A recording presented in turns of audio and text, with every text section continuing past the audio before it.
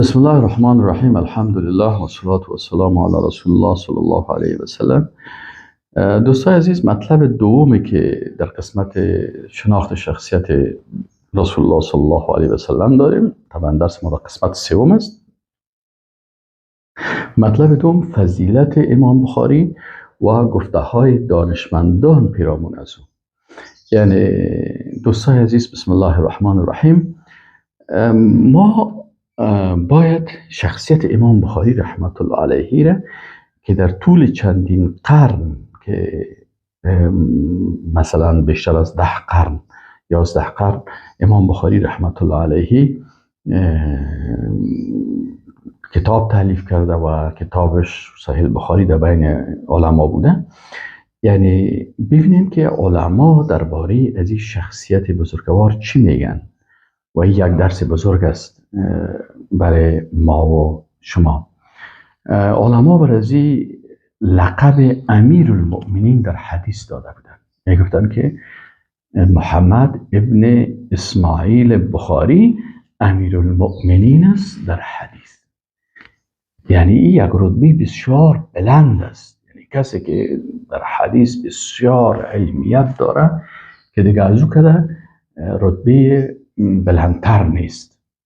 مثل که امروز ما شما دکترا میگیم یا در پوهنتون میگیم فلان به پوهاندی رسید، پوهنوار شد، پوهان شد. این حال امام بخاری رحمت الله علیه امیر المؤمنین است در حدیث رسول الله صلی الله علیه و سلم. ما و شما را الله متعال میبینیم که چپراسی احادیث رسول الله صلی الله علیه و سلم بگردانند.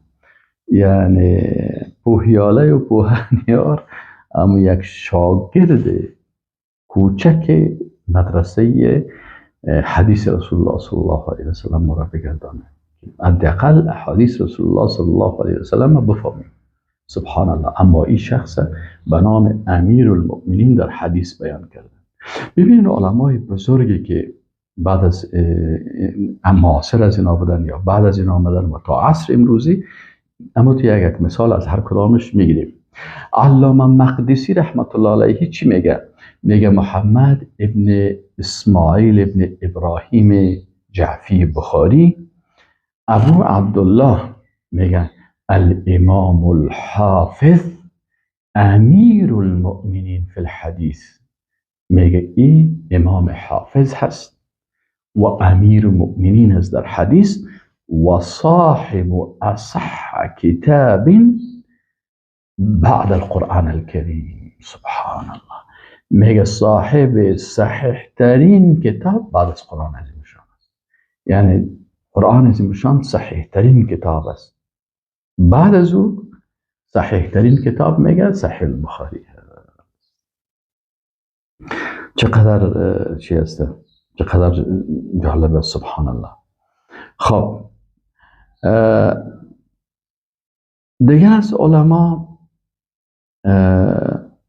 وقتی که میبینیم که شخصیت، فضیلت و سایر صفات علمی تحقیقی از اون مثلا علما چی بیان میکنن؟ مثلا اسحاق ابن راهوی، این میگفت، این استادش بود، میگفت اکتبو عن هذا الشاب. استاد بر دیگران میگه که از این جوان شما نوشته بکنین. یعنی البخاری، ادبش امام بخاری است. فلو كان في زمن الحسن لاحتاج الناس الیه لمعرفته بالحدیث وقته. میگه این اگر در زمان حسن رحمه الله هم می بود، مردم به معرفت ازی، به حدیث و به فقه ازی مردم نیاز داشتن. یعنی استادش میگه که این شاگرد ما بسیار لایق است و بسیار خوب در حدیث میفهمه، نوشته کنین ازی. یعنی قولش، سخنش، درسش سند است. امام احمد ابن حنبل رحمت الله علیه، امام احمد ابن حنبل رحمت الله علیه چی میگه؟ ما اخرجت خراسان مثل محمد ابن اسماعیل. میگه خراسان، ای بخارا و ای منطقه، افغانستان و ایران و بخارا یا کلش مربوط ولایت خراسان میشدن در او زمان. اینال پس میگه خراسان مثل محمد ابن اسماعیل بخاری دیگه کسی را پیدا نکرده یا در این منطقه پیدا نشده.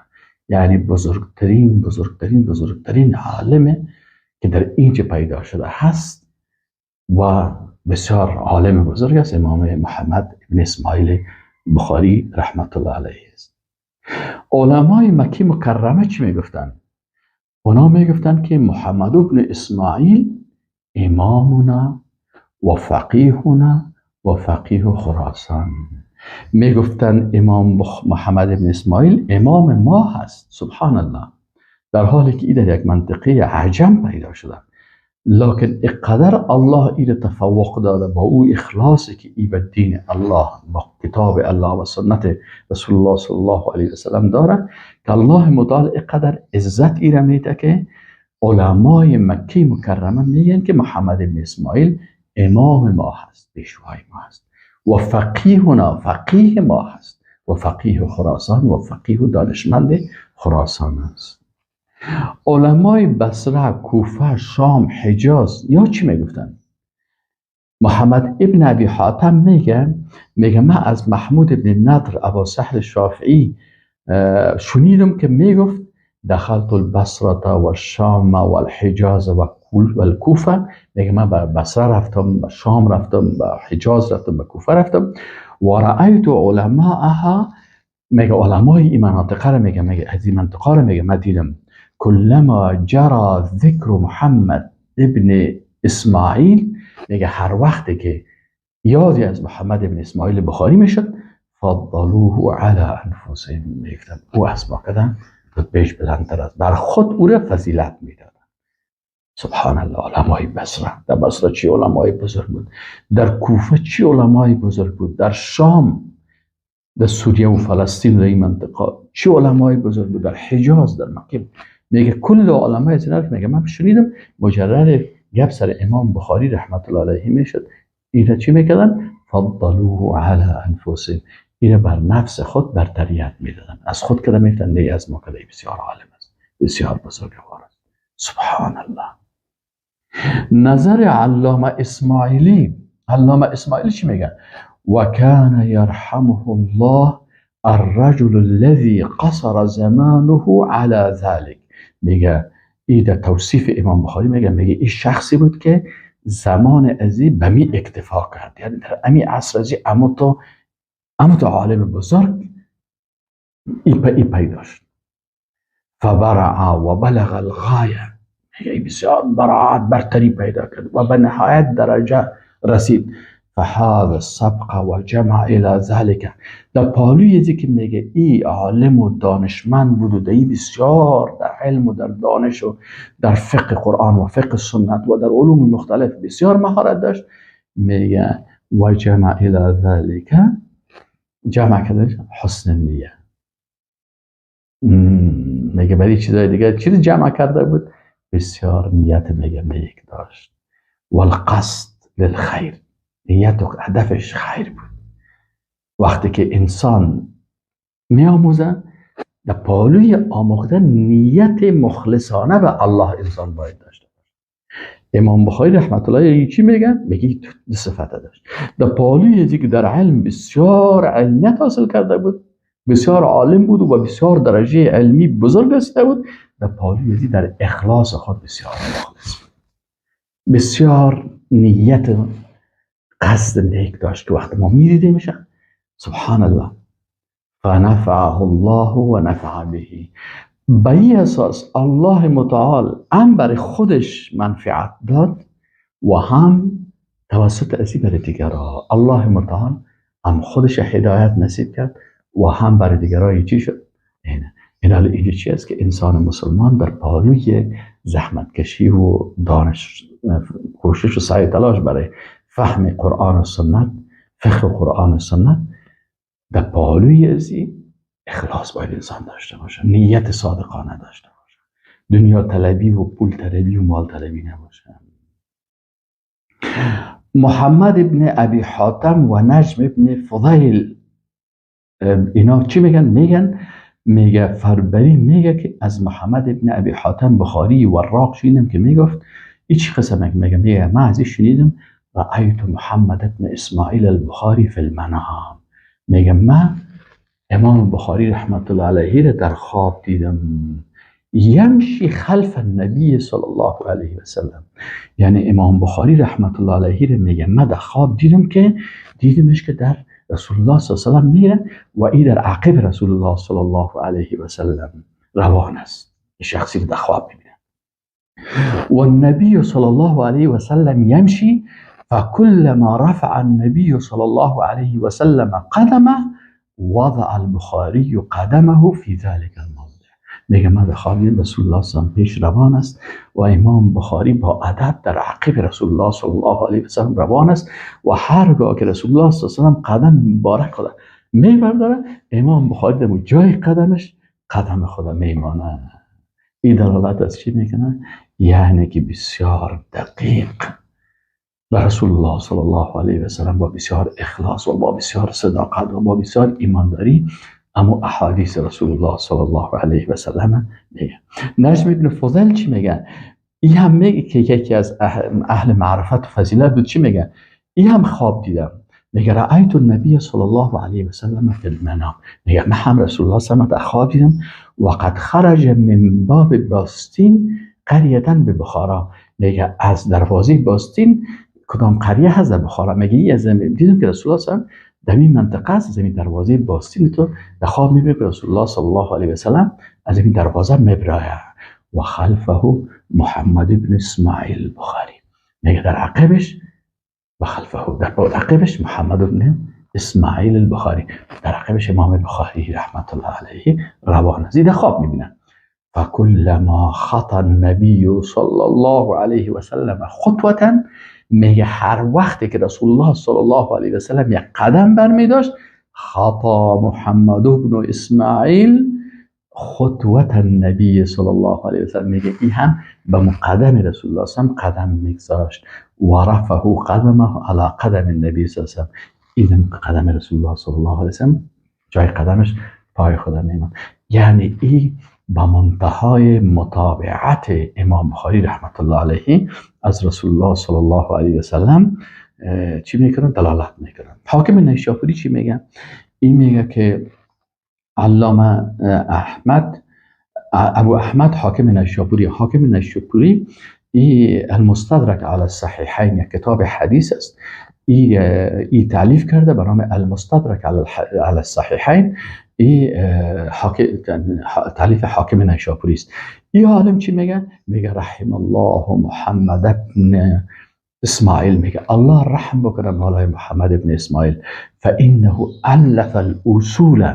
میگه این تعلیف کرده اساسات را، یعنی اصول الاحکام من الاحادیث، یعنی اصول احکام از احادیث و بین للناس و به مردم بیان کردن. بسیار خدمت بزرگ کردن.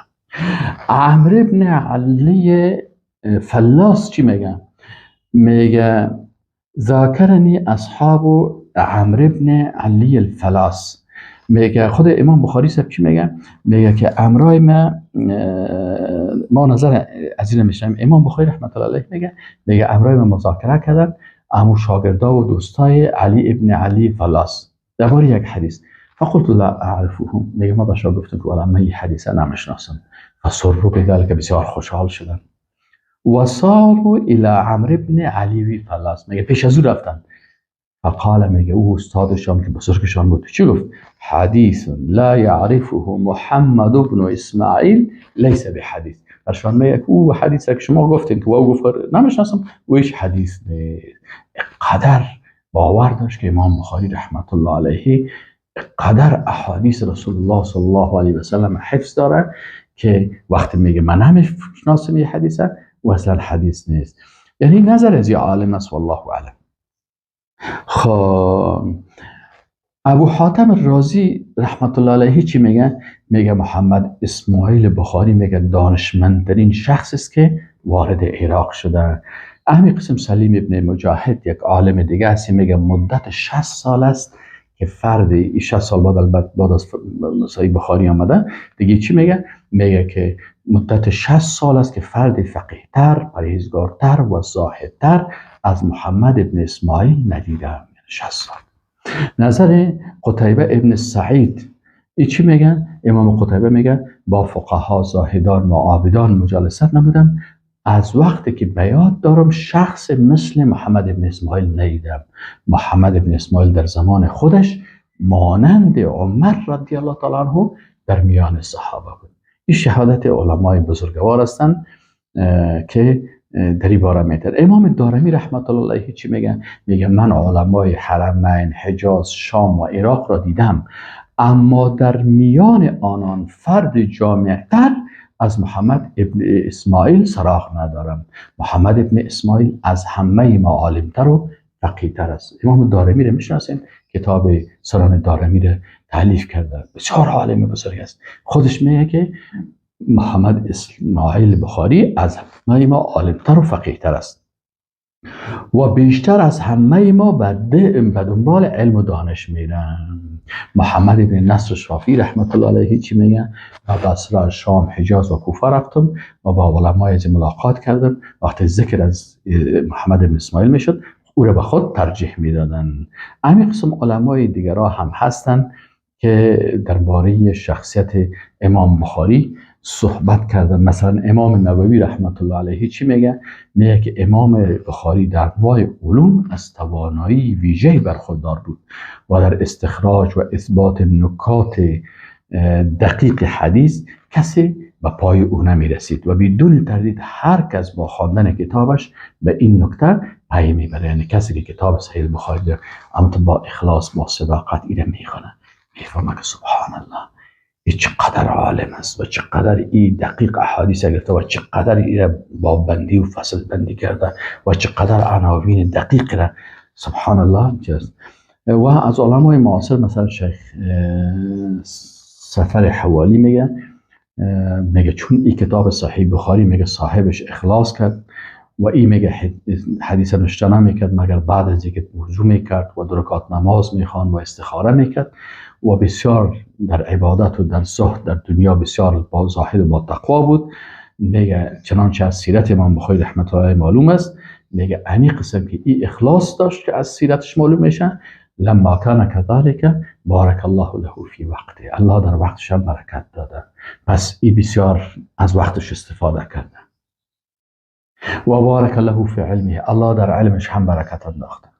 و جعل هذا الكتاب بهذه الدرجه والمنزله، میگه کتابش هم به این درجه و منزله رسیده. فهو اصح کتاب بعد کتاب الله، یعنی کتابش میگه صحیح ترین کتاب بعد از کتاب الله هست. و تلقاه المسلمون قدیما و حدیثا الى یوم القیامه بالقبول، مسلمانای حقیقی و مخلص ایره از قدیم تا امروز ایره به قبول گرفتن و انشاءالله تا روز قیامت.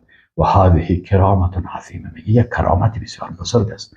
و الا فکم و کم الف من کتب، میگه اگر نه چقدر کتاب ها تعلیف شده، میلیون ها کتاب، لكن لیس لها مال هذا الكتاب، لكن این قوتی که کتاب ازی داشتن میگه هیچ کتاب نداشته. یعنی الله متعالی هم برای خودش و هم برای کتابش این قسم یک قبول در امت اسلام قرار داده. و السلام علیکم و رحمت الله و برکاته.